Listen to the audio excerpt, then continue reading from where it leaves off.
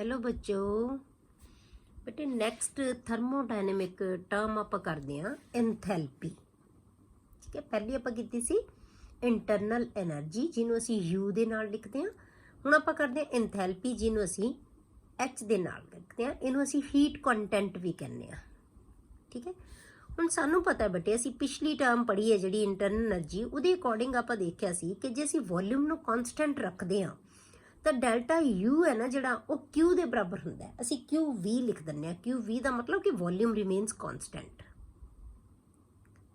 ठीक है, पर सानू पता है बेटे कि बहुत सारे रिएक्शन है जिहड़े लैबोरेटरी दे विच असी कॉन्सटेंट वॉल्यूम के उत्ते नहीं करते, असी कॉन्सटेंट प्रैशर के उत्ते करते हैं। हुण आपां कोई एक्सपैरीमेंट करना है, असी टेस्ट ट्यूब च कर रहे हैं, असी बीकर च कर रहे हैं, फ्लास्क च कर रहे हैं, असी जिहड़ा कोई रिएक्शन है तो वो की है बेटे प्रैशर कॉन्सटेंट रहेगा। मतलब कि एटमोसफेरिक प्रैशर है जिहड़ा बाहर वही प्रैशर कंसिडर करांगे असी, तो प्रैशर है जिहड़ा वो कॉन्सटेंट रहेगा, पर वॉल्यूम नूं असी उत्ते कॉन्सटेंट नहीं रख सकते। ठीक है, तो ये वास्ते सानू बेटे एक नवी टर्म की लोड़ है जिन्हों असी कहांगे एंथैल्पी। तो हुण आपां देखिए कि एंथैल्पी किवें आएगी, किहनूं कहने आ असी enthalpy. We know that the heat absorbed at constant volume is equal to the change in internal energy, that is delta U is equal to QV. But most of the chemical reactions are carried out not at constant volume but in flask or test tube under constant atmospheric pressure. ठीक है, so we need to define another state function. तो सानू एक होर state function चाहिए। दूसरा पहला साडे कोले internal energy आ गया, दूसरा स्टेट फंक्शन। हुण आपां देखते हैं कि सानू पता है कि डेल्टा यू है किहदे बराबर है बेटे Q minus P delta we. ये कदों है बेटे जदों एक्सपेंशन वर्क हो रहा है। ठीक है, जदों डबल्यू है जिहड़ा वो की है नैगेटिव है। आपां कहने हैं ना Q plus W, W is P delta V, expansion work तो ये माइनस चाहेगा तो Q minus P delta V आ गया at constant pressure.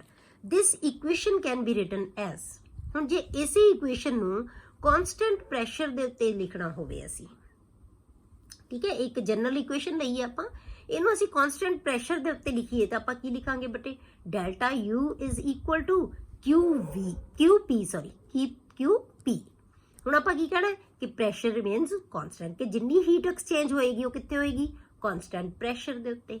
Q P minus P delta V जिन्ना एक्सपेंशन वर्क हो रहा है। QP heat absorbed by the system, delta P delta V expansion work done by the system। ये सानू पहला भी पता है कि इन्हू असी एक्सपेंशन वर्क कहने हैं। हुण आपां की सपोज करते हैं बेटे कि असी सबस्क्रिप्ट 1 ला के सारियां चीज़ां दे विच आपां इत्थे भी 1 ला, जिहड़ी भी चेंज है उहदे विच 1, ये तां मतलब की है सेम ही है। इन्हूं तां असी 1 2 लिख ही नहीं सकते, ये तां इक्को ही है। P तां साडे कोले Q तां डेल्टा यू है तो असी ये जिहड़ा साडे कोले इनिशियल स्टेट होएगी उन्होंने असी 1 दे नाल लिखांगे, सबस्क्रिप्ट 1 पा दांगे नीचे, तो जे असी वॉल्यूम है जिहड़ा उन्होंने भी असी 1 पा दांगे इनिशियल। जदों फाइनल स्टेट आ गई उन्होंने असी U2 लिख दांगे, इनू असी V2 लिख दांगे। मतलब जिहड़ी चेंज शो कर रही है उहदे विच असी इनिशियल ते फाइनल स्टेट नू 1 ते 2 सबस्क्रिप्ट लिख के रिप्रजेंट करते हैं। ठीक है, हुण आपां इसे इक्वेशन नू जे आपां लिखीए, ठीक है, इनिशियल ते फाइनल स्टेट दे अकॉर्डिंग तो की आ गया डेल्टा यू नू आपां किवें लिख सकते हैं बेटे U2 माइनस U1। ठीक है, U2 minus U1 is equal to QP वही आ जाएगा minus P into delta V की आ जाएगा V2 माइनस V1। हुण आपां इहनूं रीअरेंज कर दईए जी, QP is equal to U2 plus P V2। ठीक है, ये V2 प्लस का हो जाएगा। ठीक है, उधर जाके क्योंकि आप इधरों दूसरी साइड ते लैके लैफ्ट साइड ते। हुण दूसरा तुहाडे कोले की है बेटे माइनस U1 है, U1 ते इधर आके की है PV1 की आ जाएगा प्लस का हो जाएगा, क्योंकि माइनस माइनस प्लस है तो उधर माइनस का मूरे निशान हैगा ही हैगा, तो ये अंदर प्लस है, क्योंकि जे असीं इहनूं खुलांगे तो ये माइनस का ही बनेगा। ठीक है, तो ये आ गया तुहाडे कोले U2 plus PV2 minus U1 plus PV1।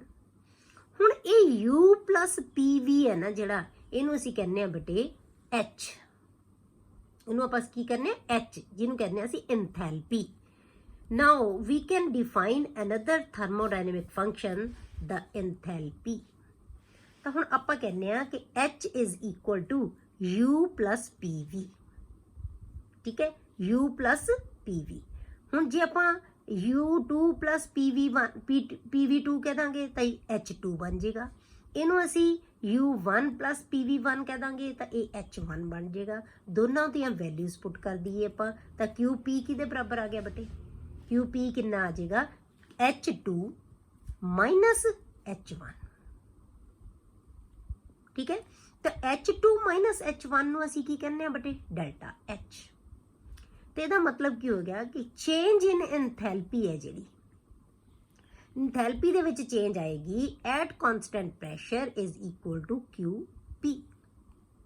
ਜਿਹੜੀ ਇੰਟਰਨਲ એનર્ਜੀ ਚੇਂਜ ਸੀ ਉਹ ਐਟ ਕਨਸਟੈਂਟ ਵੈਲਿਊ ਸੀ, ਕਿਹਦੇ ਬਰਾਬਰ ਸੀ ਬੇਟੇ? QV ਦੇ ਬਰਾਬਰ ਸੀ। ਤਾਂ ਇਹ ਕੀ ਆ ਗਿਆ? QP ਦੇ ਬਰਾਬਰ ਆ ਜਾਏਗਾ।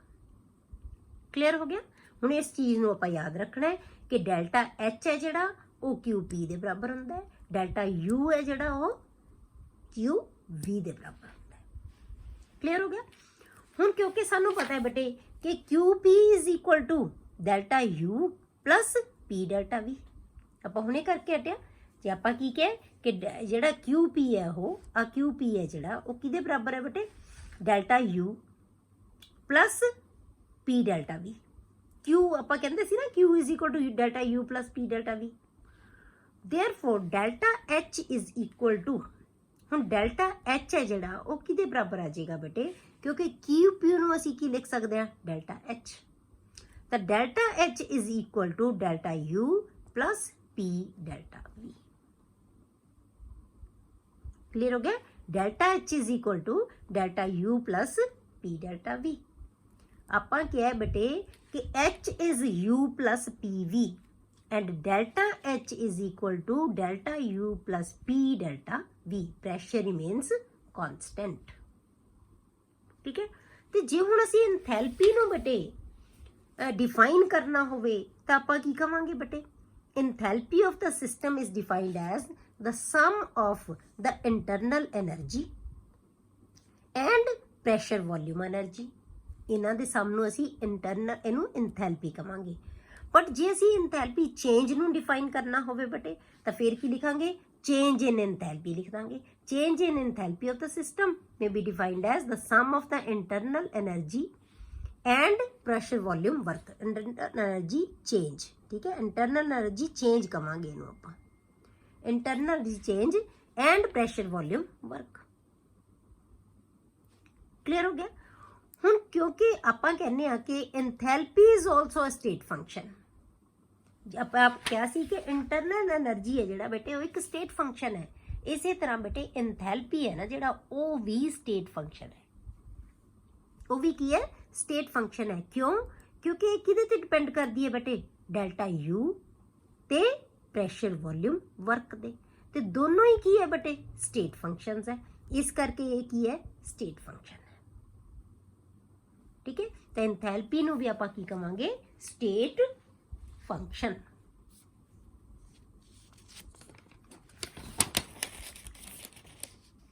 ਹੁਣ ਆਪਾਂ ਲੈਣੇ ਬੇਟੇ ਜੇ ਆਪਾਂ ਕਾਂਸਟੈਂਟ ਵੋਲਿਊਮ ਲਈਏ, ਕਾਂਸਟੈਂਟ ਵੋਲਿਊਮ ਦੇ ਉੱਤੇ ਕੀ ਹੁੰਦਾ ਹੈ ਕਿ ਜਿਹੜਾ ਡੈਲਟਾ V ਹੈ ਉਹ 0 ਹੋ ਜਾਂਦਾ ਹੈ। ਠੀਕ ਹੈ? ਡੈਲਟਾ V ਕੀ ਹੋ ਜਾਂਦਾ ਹੈ? 0 ਹੋ ਜਾਂਦਾ ਹੈ। ਤੇ ਡੈਲਟਾ U ਕਿਹਦੇ ਬਰਾਬਰ ਆ ਜਾਂਦਾ ਬੇਟੇ? QV ਦੇ। ਠੀਕ ਹੈ? ਡੈਲਟਾ U ਕਿਹਦੇ ਬਰਾਬਰ ਆ ਜਾਂਦਾ ਹੈ? QV ਦੇ। ਜਦੋਂ ਡੈਲਟਾ V 0 ਹੋ ਗਿਆ, ਠੀਕ ਹੈ, ਡੈਲਟਾ V ਨੂੰ ਆਪਾਂ ਕੀ ਕੀਤਾ? 0 ਹੋ ਗਿਆ। ਤਾਂ Q ਕਿਹਦੇ ਬਰਾਬਰ ਆ ਗਿਆ? Q ਹੈ ਜਿਹੜਾ ਉਹ ਡੈਲਟਾ U ਦੇ ਬਰਾਬਰ ਆ ਜਾਂਦਾ ਵੈਨ ਵੋਲਿਊਮ ਇਜ਼ ਕਨਸਟੈਂਟ। ਇਹ ਆਪਾਂ ਪਹਿਲਾਂ ਸਟੱਡੀ ਕੀਤਾ। ਠੀਕ ਹੈ? ਤਾਂ ਆਪਾਂ ਕੀ ਕਿਹਾ ਸੀਗਾ? Delta U is equal to Q plus W, QV plus W। ਤਾਂ W ਕੀ ਹੋ ਗਿਆ? ਕਨਸਟੈਂਟ, ਮਤਲਬ ਕਿ ਵੈਲਿਊ ਜਿਹੜੀ ਹੈ ਆਪਾਂ ਵਰਕ ਨੂੰ ਕਾਹਦੇ ਨਾਲ ਲਿਖਦੇ ਆ? ਆਪਾਂ P ਡੈਲਟਾ V ਦੇ ਨਾਲ। ਪ੍ਰੈਸ਼ਰ ਵੋਲਿਊਮ ਵਰਕ ਜੇ ਡੈਲਟਾ V 0 ਹੋ ਗਿਆ ਤਾਂ ਸਾਰੀ ਟਰਮ ਹੀ 0 ਹੋ ਜਾਏਗੀ ਬੇਟੇ।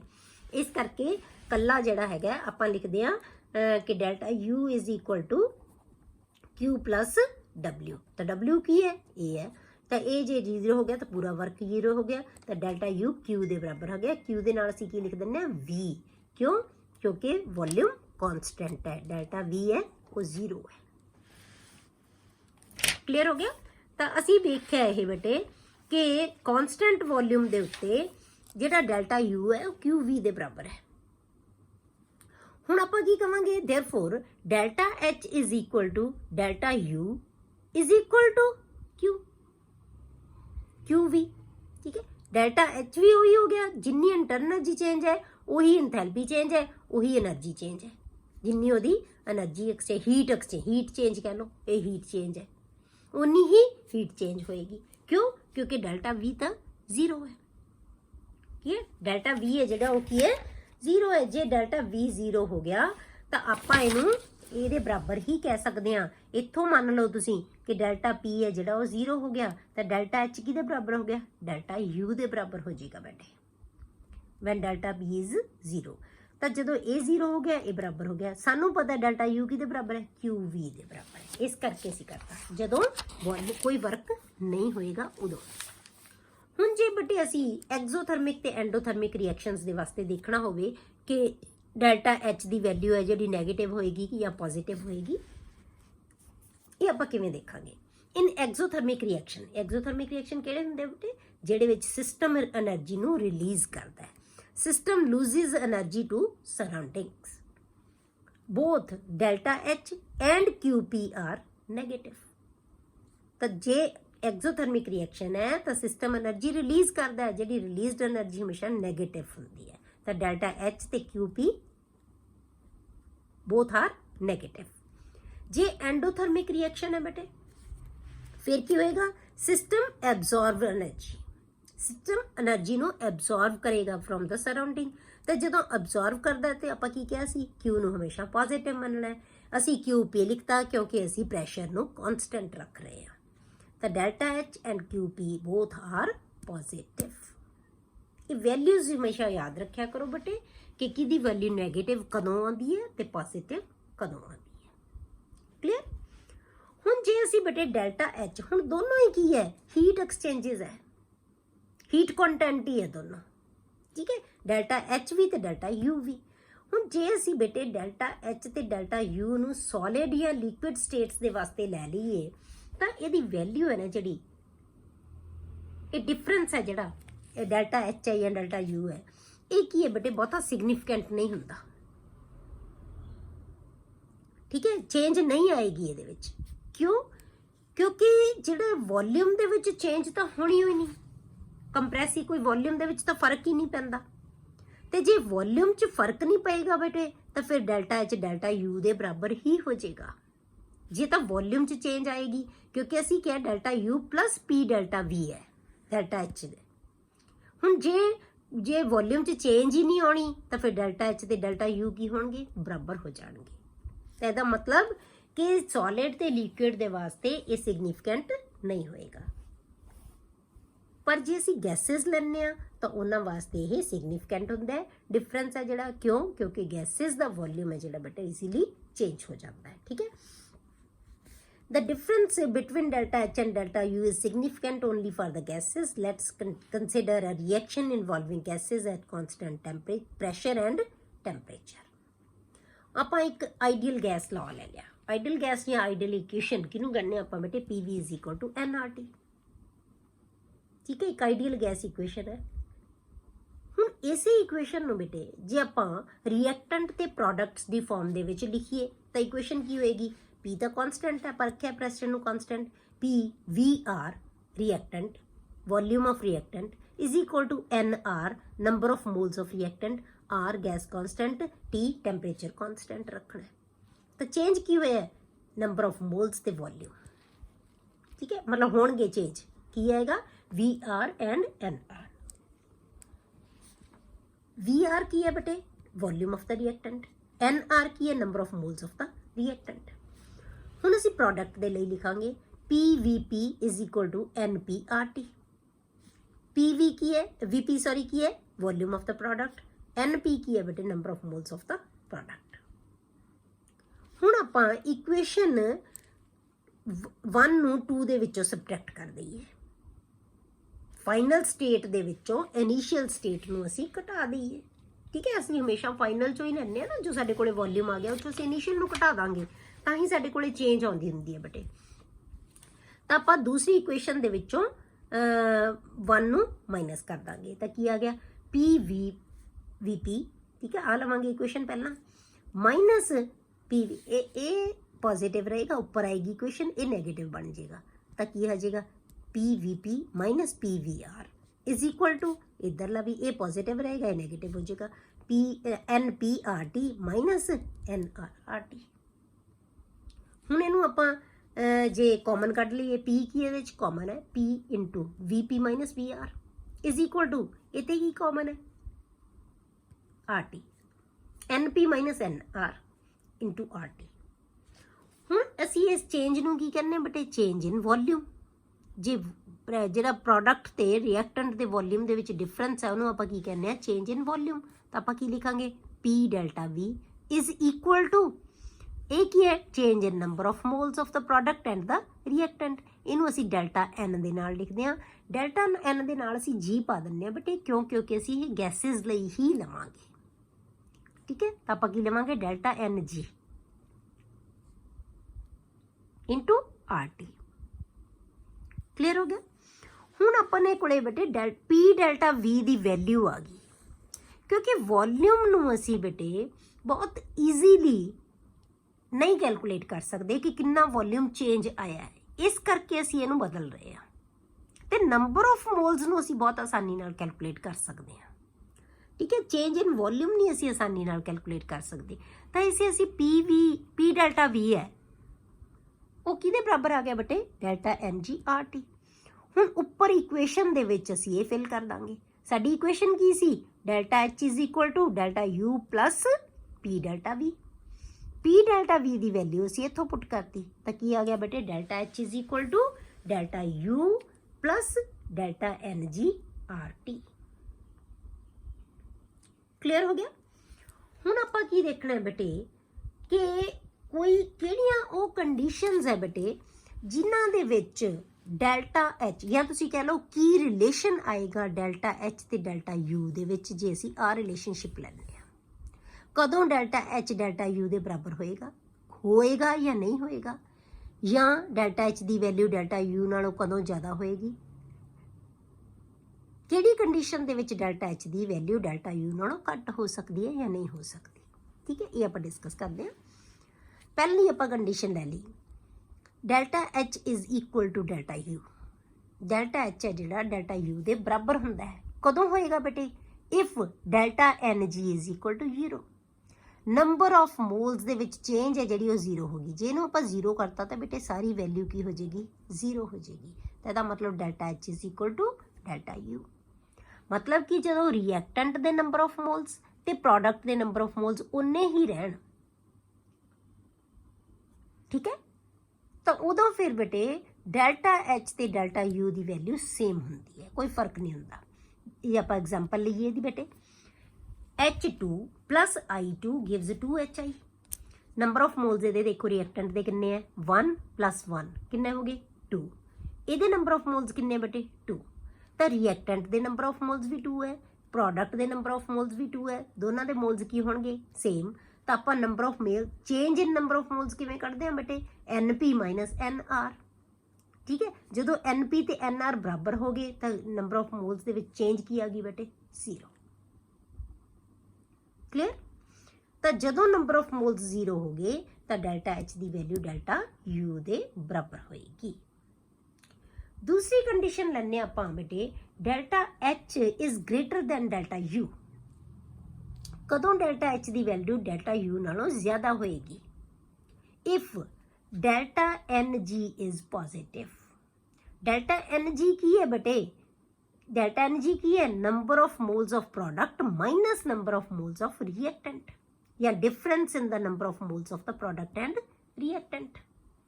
ਜੇ ਇਹਦੀ ਵੈਲਿਊ ਪੋਜ਼ਿਟਿਵ ਆ ਗਈ ਤਾਂ ਫਿਰ ਡੈਲਟਾ H ਦੀ ਵੈਲਿਊ ਕਿਉਂਕਿ ਡੈਲਟਾ U ਦੇ ਵਿੱਚ ਫਿਰ ਇਹ ਵੈਲਿਊ ਜੁੜ ਜਾਏਗੀ ਜੇ ਪੋਜ਼ਿਟਿਵ ਆ ਗਿਆ ਤਾਂ, ਕਿਉਂਕਿ R ਤੇ T ਦਾ ਕੀ ਹੈ ਬੇਟੇ, ਕਨਸਟੈਂਟ ਹੈ। ਇਫੈਕਟ ਕੌਣ ਕਰੇਗਾ ਇਸ ਫਿਗਰ ਨੂੰ, ਸਿਰਫ ਡੈਲਟਾ NG। ਠੀਕ ਹੈ, ਜੇ 0 ਹੈ ਤਾਂ 0 ਹੋ ਜਾਏਗੀ। जे ये पॉजिटिव वैल्यू 0 तो ज़्यादा वैल्यू आ गई, ठीक है, जे 0 तो ज़्यादा वैल्यू है तो फिर की है ये फिगर की सर्टन वैल्यू आएगी तो इनू आप जोड़ांगे तो वैल्यू हमेशा डेल्टा एच की वैल्यू डेल्टा यू नालों वध होएगी। क्लीयर हो गया, क्योंकि उन्नी वैल्यू ये जुड़ जाएगी डेल्टा यू दे विच। जिवें आप एग्जाम्पल लीए PCl5 gives PCl3 plus Cl2। PCl5 number of moles किन्ने हैं? ओनली 1, कुछ भी नहीं लग्या होया मूरे, इसका मतलब 1 है। जे बेटे आप हम product they number of moles देखिए तो प्रोडक्ट दे विच आपां की लवांगे PCl they number of moles किन्ने हैं? 1, Cl2 they number of moles किन्ने हैं? 1, टोटल मोल्स किन्ने हो गए? 2। तो रिएक्टेंट दे मोल किन्ने सी बेटे? 1, प्रोडक्ट दे मोल किन्ने हो गए? 2। तो आपां की लेना है? Change in number of moles, 2 - 1, क्योंकि प्रोडक्ट दे मोल माइनस रिएक्टेंट दे मोल, तो की आ गया प्लस आएगी वैल्यू, 2 - 1 1 आ गया, तो यदा मतलब 1 वैल्यू इत्थे पुट कर देंगे असी 1 RT। यदा मतलब जिन्नी RT की वैल्यू है उन्नी वैल्यू डेल्टा यू नालों वध जाएगी डेल्टा एच दी। क्लीयर हो गया। तो आपां की कहांगे NP is greater than NR। NP is greater than number of moles of product is equal to number of moles of reactant, ਜਾਂ कह लो delta NG is equal to 0। तो उदों बराबर सी डेल्टा H ते डेल्टा U। ਜਦੋਂ ਤੁਹਾਡੇ ਕੋਲੇ ਨੰਬਰ ਆਫ ਮੋਲਸ ਪੋਜ਼ਿਟਿਵ ਆ ਗਏ ਨਾ, ਡੈਲਟਾ NG ਦੀ ਵੈਲਿਊ ਪੋਜ਼ਿਟਿਵ ਆ ਗਈ, ਮਤਲਬ ਕਿ number of moles of product is greater then number of moles of the reactant. ਇਸ ਹਾਲਾਤ ਦੇ ਵਿੱਚ ਹੀ ਪੋਜ਼ਿਟਿਵ ਵੈਲਿਊ ਆ ਸਕਦੀ ਹੈ ਬੇਟੇ, ਠੀਕ ਹੈ। ਤਾਂ ਕੀ ਹੋਏਗਾ? Delta H is greater than delta U। ਹੁਣ ਆਪਾਂ ਲਈਏ ਕਿ ਕਿਹੜੀ ਕੰਡੀਸ਼ਨ ਦੇ ਵਿੱਚ delta H is less than delta U। Delta U ਨਾਲੋਂ ਘੱਟ ਵੀ ਵੈਲਿਊ ਹੋ ਸਕਦੀ ਹੈ delta H the. If delta NG is negative, J delta NG की वैल्यू की होएगी बेटे? नेगेटिव होएगी। और NP is less than NR, number of moles of the product is less than number of moles of the reactant. Reactant के मोल ज़्यादा होणगे, product के मोल घट होणगे। आपां की करांगे? NP - NR करना हुंदा है असीं हमेशा, ते NR they number of moles ज़्यादा, माइनस वाली फिगर ज़्यादा है, प्लस वाली घट है, तो नैट वैल्यू की आएगी? नैगेटिव आएगी। तो ये वैल्यू साडे कोले नैगेटिव आउण करके सारी वैल्यू की आ जाएगी बेटे? इहदे नालों घट जाएगी, क्योंकि डेल्टा यू चों सानू ये वैल्यू घट करनी पएगी जिन्ने नंबर ऑफ मोल्स की वैल्यू आएगी, उन्होंने RT नाल मल्टीप्लाई करके इस वैल्यू चों घटा देंगे। इसका मतलब डेल्टा H की वैल्यू डेल्टा यू नालों की होगी? डिक्रीज होगी बेटे, ठीक है। जिवें आपां एग्जाम्पल लैंदे N2 + 3H2 गिव्स अमोनीया। हुण नंबर ऑफ मोल्स देखो रिएक्टेंट दे किन्ने है? 1 + 3 किन्ने बन गए? 4। प्रोडक्ट के नंबर ऑफ मोल्स देखिए तो किन्ने है बेटे? 2 है। तो रिएक्टेंट के मोल 4 सी, प्रोडक्ट के मोल 2 है, तो change in number of moles की होगी बेटे? 2 माइनस की आ जाएगा 4, 2 - 4, तो की आ गया साडे कोले? -2 बच गया बेटे, -2। ਹੁਣ -2 ਦੀ ਇੱਥੇ ਵੈਲਿਊ ਅਸੀਂ ਪੁੱਟ ਕਰ ਦਾਂਗੇ, ਇੱਥੇ -2 ਲਗਾ ਦਾਂਗੇ, ਤਾਂ ਸਾਰੀ ਵੈਲਿਊ ਕੀ ਹੋਗੀ? ਘਟ ਜਾਏਗੀ। ਡੈਲਟਾ ਯੂ ਨਾਲੋਂ ਇਹ ਵੈਲਿਊ ਸਾਰੀ ਘਟ ਜਾਏਗੀ, ਕਿਉਂਕਿ ਇੰਨੀ ਵੈਲਿਊ ਅਸੀਂ ਮਾਈਨਸ ਕਰਾਂਗੇ ਡੈਲਟਾ ਯੂ ਚੋਂ, ਤਾਂ ਇਸ ਕਰਕੇ delta H the value delta you ਤੋਂ ਘੱਟ ਹੋਏਗੀ। ਕਲੀਅਰ ਹੋ ਗਿਆ ਬੇਟੇ? ਇਹ ਹੈ ਜਿਹੜੇ ਆਪਾਂ ਲਿਆ एंथैल्पी। ਹੁਣ अगला टॉपिक है बेटे वो है इंटेंसिव एंड एक्सटेंसिव प्रॉपर्टीज। ਹੁਣ ਅਸੀਂ इंटेंसिव ਤੇ एक्सटेंसिव प्रॉपर्टीज किन्ना ਨੂੰ ਕਹਿੰਦੇ ਆ? ਇਹ ਸਾਰੀਆਂ ਚੀਜ਼ਾਂ ਨਾ ਜਿਹੜੀਆਂ ਇੱਕ ਦੂਜੇ ਨਾਲ ਰਿਲੇਟਡ ਹੈ ਬੇਟੇ ਸਾਰੀਆਂ, ਕਿਉਂਕਿ ਜਦੋਂ ਆਪਾਂ ਇਹਨਾਂ ਨੂੰ ਐਕਸਪੈਰੀਮੈਂਟਲੀ ਕੈਲਕੂਲੇਟ ਕਰਾਂਗੇ ਨਾ एंथैल्पी ਨੂੰ ਜਾਂ ਅਸੀਂ इंटरनल एनर्जी ਨੂੰ, ਤਾਂ ਉਹਨਾਂ ਦੇ ਵਾਸਤੇ ਸਾਨੂੰ ਇਹ ਚੀਜ਼ਾਂ ਦਾ ਪਤਾ ਹੋਣਾ ਜ਼ਰੂਰੀ ਹੈ, ਤਾਂ ਅਸੀਂ ਉਹਨਾਂ ਨੂੰ ਪ੍ਰੋਪਰਲੀ ਕੈਲਕੂਲੇਟ ਕਰ ਸਕਾਂਗੇ। ਐਕਸਪੈਰੀਮੈਂਟਲੀ ਅਸੀਂ ਦੇਖਾਂਗੇ ਕਿ ਉਹਨਾਂ ਦੀ ਵੈਲਿਊਜ਼ ਕਿਵੇਂ ਅਸੀਂ ਕੱਢ ਸਕਦੇ ਹਾਂ, ਕਿਵੇਂ ਅਸੀਂ ਡੈਲਟਾ ਯੂ ਦੀ ਵੈਲਿਊ ਲਵਾਂਗੇ ਤੇ ਕਿਵੇਂ ਅਸੀਂ ਡੈਲਟਾ ਐਚ ਦੀ ਵੈਲਿਊ ਲਵਾਂਗੇ। ਕਲੀਅਰ? ਹੁਣ ਆਪਾਂ ਇੰਟੈਂਸਿਵ ਤੇ ਐਕਸਟੈਂਸਿਵ ਪ੍ਰੋਪਰਟੀਜ਼ ਕਿਹਨਾਂ ਨੂੰ ਕਹਿੰਦੇ ਆ? ਆਪਾਂ ਇੰਟੈਂਸਿਵ ਪ੍ਰੋਪਰਟੀਜ਼, ਜਿਹੜੀ ਇੰਟੈਂਸਿਵ ਪ੍ਰੋਪਰਟੀ ਹੈ ਉਹ ਕਿਹੜੀ ਹੁੰਦੀ ਹੈ ਬੇਟੇ? ਜਿਹੜੀ ਵੈਲਿਊ ਕੁਆਂਟੀਟੀ ਦੇ ਉੱਤੇ ਡਿਪੈਂਡ ਨਾ ਕਰੇ, ਉਹਦੀ ਨੇਚਰ ਦੇ ਉੱਤੇ ਡਿਪੈਂਡ ਕਰੇ। ਮਤਲਬ ਮੈਟਰ ਦੇ ਕਿੰਨੀ ਅਮਾਊਂਟ ਹੈ, ਮੈਟਰ ਦੀ ਉਹਦਾ ਕਿੰਨਾ ਮੈਟਰ ਦਾ ਸਾਈਜ਼ ਹੈ, ਉਹਦੇ ਤੇ ਡਿਪੈਂਡ ਨਹੀਂ ਕਰਦੀ, ਸਿਰਫ ਪ੍ਰੋਪਰਟੀ ਹੈ ਜਿਹੜੀ ਉਹਨੂੰ ਅਸੀਂ ਇੰਟੈਂਸਿਵ ਕਰਦੇ ਹਾਂ। ਮਤਲਬ ਕਿ ਉਹਦੀ नेचर ही है बस, जी नेचर ते डिपेंड करेगी, उन्होंने असी इंटेंसिव प्रॉपर्टी कहते हैं। The property whose value do not depend on the quantity or size of the matter present is called intensive property। जिवें आप एग्जाम्पल लईए बेटे, temperature, density, pressure etcetera are intensive properties. हुण ये प्रॉपर्टीज है बेटे, ये अमाउंट के उत्ते डिपेंड नहीं करदियां, ठीक है। अमाउंट के जिवें टेम्परेचर ले लिया, असी 2 लीटर पानी नूं गर्म कर लिया, ਉਹਦਾ ਟੈਂਪਰੇਚਰ ਦੇਖ ਲਿਆ, ਉਹਦੇ ਵਿੱਚੋਂ ਅਸੀਂ 1 ਕੱਪ ਪਾਣੀ ਦਾ ਕੱਢ ਲਿਆ, ਉਹਦਾ ਟੈਂਪਰੇਚਰ ਦੇਖਾਂਗੇ ਤਾਂ ਕੀ ਹੋਏਗਾ, ਸੇਮ ਹੀ ਹੋਏਗਾ, ਕੋਈ ਫਰਕ ਨਹੀਂ ਪੈਣਾ। ਚਾਹੇ ਤੁਸੀਂ ਜਿੰਨੀ ਮਰਜ਼ੀ ਅਮਾਊਂਟ ਲੈ ਲਓ ਪਾਣੀ ਦੀ, ਟੈਂਪਰੇਚਰ ਉਹਦਾ ਕੀ ਰਹੇਗਾ, ਸੇਮ ਰਹੇਗਾ, ਠੀਕ ਹੈ। ਇਹ ਨਹੀਂ ਕਿ ਆਪਾਂ ਇੱਕ ਬਰਤਨ ਦੇ ਵਿੱਚ ਪਾਣੀ ਲੈ ਲਿਆ, ਉਹਨੂੰ ਅਲੱਗ ਗਰਮ ਕਰੋ ਤੇ ਦੂਜੇ ਦੇ ਵਿੱਚ ਅਲੱਗ ਕਰੋ, ਇਹ ਨਹੀਂ ਚੀਜ਼। पर जे एक चीज़ नूं आपां एक सिस्टम किहड़ा है कि असीं पानी नूं गर्म करता, वो साडा सिस्टम बन गया बेटे। हुण उहदी अमाउंट वध है या घट है, उहदे ते कोई असर नहीं होएगा। क्लीयर हो गया, उहनूं असीं सिस्टम कहांगे। तां इह एक इंटेंसिव प्रॉपर्टी है। इसे तरह डेंसिटी है। डेंसिटी की हुंदी है बेटे, मास पर यूनिट वॉल्यूम। एक सर नूं तां सिर्फ एक यूनिट वॉल्यूम दे विच मास चाहीदा, किन्ना तां मास तुसीं जिन्ना मर्जी लई चलो। हुण पानी दी डेंसिटी है जिहड़ी, वो तकरीबन 1 हुंदी है।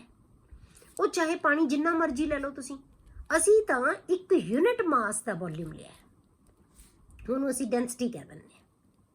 ਇਹ ਨਹੀਂ ਕਿ ਜੇ ਅਸੀਂ ਪਾਣੀ ਜ਼ਿਆਦਾ ਲੈ ਲਿਆ ਤਾਂ ਉਹਦੀ ਡੈਂਸਿਟੀ ਵੱਧ ਜਾਏਗੀ, ਜੇ ਅਸੀਂ ਪਾਣੀ ਘੱਟ ਲੈ ਲਿਆ ਤਾਂ ਉਹਦੀ ਡੈਂਸਿਟੀ ਘੱਟ ਦੇ, ਡੈਂਸਿਟੀ ਉਨੀ ਹੀ ਰਹੇਗੀ। ਇਸੇ ਤਰ੍ਹਾਂ ਪ੍ਰੈਸ਼ਰ ਵੀ ਕੀ ਹੈ ਬੇਟੇ, ਇੱਕ ਇੰਟੈਂਸਿਵ ਪ੍ਰੋਪਰਟੀ ਹੈ। These are intensive properties. Clear हो गया। हुण आपां इंटेंसिव जिहड़ियां एक्सटेंसिव प्रॉपर्टी किहनूं कहने आ, जिहड़ी इस तो उल्ट प्रॉपर्टी, जिहड़ी अमाउंट दे उत्ते डिपेंड करदी है, साइज ऑफ मैटर दे उत्ते डिपेंड करदी है, उहनूं असीं कहने एक्सटेंसिव प्रॉपर्टी। बस ये याद रखो, इंटेंसिव दा मतलब जिहड़ी उहदी इंटरनल जिहड़ी हैगी है प्रॉपर्टी, उहनूं असीं इंटेंसिव कहता, जिहड़ी अमाउंट ते नहीं डिपेंड करेगी। एक्सटेंसिव जिहड़ी बाहर दे अमाउंट दे उत्ते डिपेंड करेगी, उहनूं असीं एक्सटेंसिव प्रॉपर्टी कह दिंदे। The property whose value depends upon the quantity or size of the matter present in the system is called extensive property। ਹੁਣ एग्जाम्पल यदि आप करिए, mass, volume, internal energy, enthalpy, heat capacity etcetera, all these are extensive properties। ठीक है।